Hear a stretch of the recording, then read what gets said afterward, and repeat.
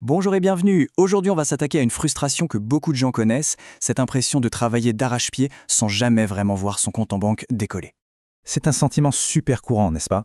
On met toute son énergie pour remplir un réservoir, mais le niveau, lui, il ne monte jamais. Si cette situation semble familière, c'est probablement parce que le seau financier est percé. Voilà, c'est exactement ça. C'est la métaphore parfaite pour notre analyse. Il faut imaginer de l'argent qui s'échappe, goutte à goutte, par des trous qu'on ne voit même pas. Et petit à petit, tout un potentiel de richesse s'en va, sans même qu'on se rende compte. Alors, voilà notre plan d'action. D'abord, on va trouver la plus grosse suite. Ensuite, on verra comment inverser complètement la tendance avec un principe clé. On parlera aussi des pièges d'aujourd'hui, de comment protéger son capital une fois qu'il est là, et surtout, on terminera avec le premier pas concret à faire. Allez, c'est parti. Le tout premier problème, et honnêtement, c'est le plus grand de tous, c'est le manque de mesure. La plupart des gens savent exactement combien ils gagnent, au centime près. Mais où va l'argent ensuite? Là, c'est souvent le grand flou. Et c'est précisément là que se cache la suite principale. C'est la règle d'or en finance, et c'est tellement vrai. Sans chiffres, on navigue à l'aveugle. Le simple fait de suivre ses dépenses, c'est la toute première étape pour reprendre le volant, pour désactiver le pilote automatique et commencer à gérer son argent pour de vrai. Cet exemple, il est incroyable parce qu'il montre la puissance cachée des petites dépenses qu'on ne calcule jamais. L'habitude de Mike, ça a l'air de rien au quotidien, mais cumulé sur des années, ça représente une fortune. David, lui, en faisant le calcul et en mettant cette somme de côté, il a littéralement transformé une mauvaise habitude en une Ferrari. Passons à une autre fuite, une fuite énorme. Cette habitude d'épargner uniquement ce qu'il reste à la fin du mois. C'est une stratégie qui, pour la plupart des gens, se termine souvent avec, zéro de côté. Voilà le schéma classique. La paie arrive et hop, on commence à payer tout le monde. Le proprio, la société de crédit, les supermarchés, les restos. Et l'épargne, elle arrive tout à la fin. Si et seulement si il reste quelque chose. Donc le changement radical, il est là.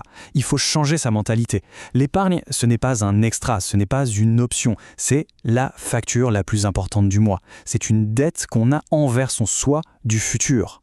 Et voilà comment ça se passe en pratique. On inverse tout. Dès que le salaire tombe, la première chose qui se passe, c'est un virement automatique, disons de 10%, vers un compte épargne. Cet argent est mis en sécurité avant même qu'on puisse le dépenser. Et ensuite, on apprend à vivre avec le reste. Maintenant, attention, parce que notre époque a créé de nouvelles fuites, des fuites qui sont encore plus discrètes et sournoises. On les voit partout, ces services comme Klarna ou Afterpay. Ils sont super tentants. Le problème, c'est qu'ils créent une illusion dangereuse.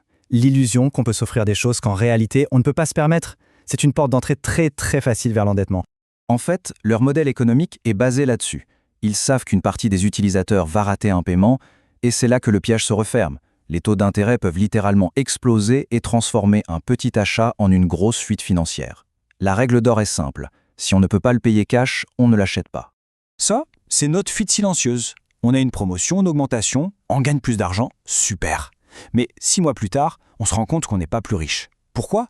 Parce que les dépenses ont augmenté en même temps. La voiture est plus grosse, l'appartement est plus cher, les vacances sont plus loin. Regardez l'impact de ce phénomène avec l'exemple de la voiture. La différence de prix entre une voiture parfaitement fonctionnelle et une voiture plus luxueuse juste pour le statut, si cette différence était investie, elle pourrait se transformer en un demi-million de dollars à la retraite grâce aux intérêts composés. C'est juste colossal comme coût caché. Ok, donc une fois que l'argent est mis de côté, qu'il commence à travailler tout seul, il reste une dernière étape, le protéger. Il faut absolument protéger cette petite machine à intérêt composé et ne pas y toucher pour des achats impulsifs. On se trompe souvent sur ce qu'est la richesse. Ce ne sont pas les signes extérieurs, les objets qu'on montre. Non. La vraie richesse, elle est invisible. Ce sont les actifs qui grandissent en silence. C'est l'argent qu'on n'a pas dépensé et qui, au final, achète la chose la plus précieuse, la liberté. Alors, par où commencer pour colmater toutes ces fuites? L'idée, ce n'est pas de tout changer du jour au lendemain, c'est de commencer par une seule action, une action toute simple mais incroyablement puissante. C'est tout, juste ça. Pendant 7 petits jours, notez absolument chaque euro qui sort, du café du matin à l'abonnement qu'on avait oublié. Cet exercice, c'est comme allumer la lumière dans une pièce sombre. Il apporte une clarté immédiate et révèle précisément où se trouvent les fuites. C'est la première étape indispensable pour reprendre le contrôle. Une fois cette clarté obtenue, la question se pose naturellement. Par où commencer? Quelle est la première petite fuite qu'on peut réparer? C'est une invitation à la réflexion pour trouver le premier petit changement qui aura le plus grand impact sur la santé de son seau financier. Merci d'avoir suivi cette analyse.